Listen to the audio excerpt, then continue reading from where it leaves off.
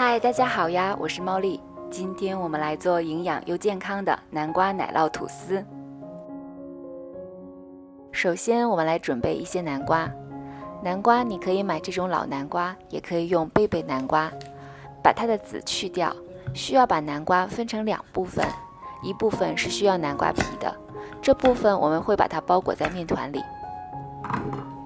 另外一部分是要去皮的，等一下我们是要揉进面团里面。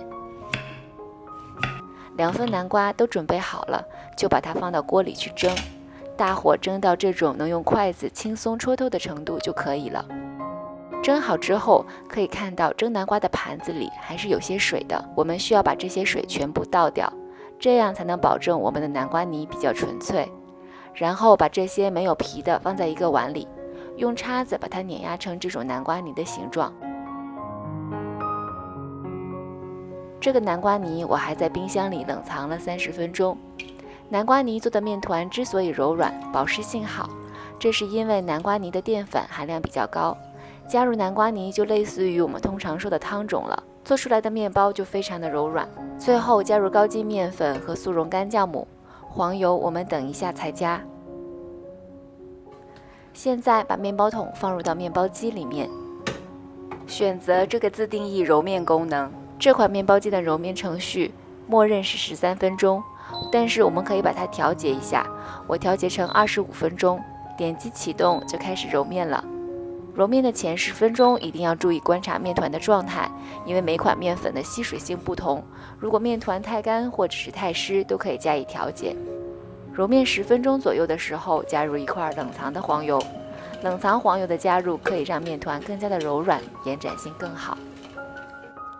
25分钟后，面团就揉好了，我们把它取出来，放在一个密封的盒子里，让它醒发10分钟。10分钟后，在面团上撒上一些干面粉，然后把它压扁，分成2份。今天我们要做2个250克的小吐司。把一个面团压扁之后，前后左右各折叠一次，这样就会形成一个圆柱形，比较容易把面团擀长。用擀面杖从中间向两边擀制，翻个面儿，再擀制几下，不需要把它擀到很长，20厘米左右就可以了。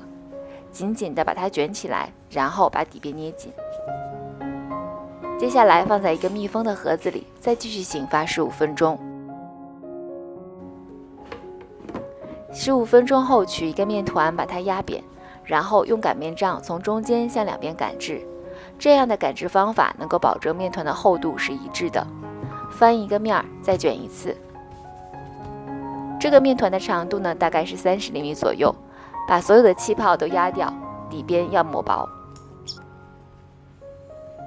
放上我们刚才准备好的南瓜块，南瓜的颗粒不要太大。我的家里还剩一些奶油奶酪，也把它放进去。如果你没有奶油奶酪，也可以不放。然后轻轻地卷起，一直卷到底部之后呢，把这个底边捏紧。捏紧后就把面团放到吐司盒里。今天我用的是250克低碳吐司模具，你也可以使用450克的模具。把2个吐司盒放在一个密闭的空间里发酵，用微波炉或者是烤箱都可以。在里面放上一杯热水，可以提高烤箱内的温度和湿度。我的室温是28度，发酵用了50分钟左右。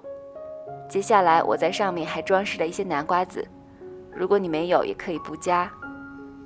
盖上吐司盒的盖子，如果你想做成山形吐司，就不需要加盖子。这时烤箱已经预热好了，把吐司盒放到烤箱里面。我用的是低糖吐司盒，所以用160度烤制了30分钟。面包烤好后取出来，在晾晒网上震几下，震出热气，既可以轻松取出面包，又可以防止面包塌腰。面包完全晾凉以后，我们就可以来切片了。这次的面包用到了一次性发酵法，非常的快手。面包金黄诱人，里面还夹满了南瓜和奶油奶酪，又健康又好吃。大家有空可以试试看。我是猫丽，祝大家做面包成功啊！我们下个视频再见啦，拜拜。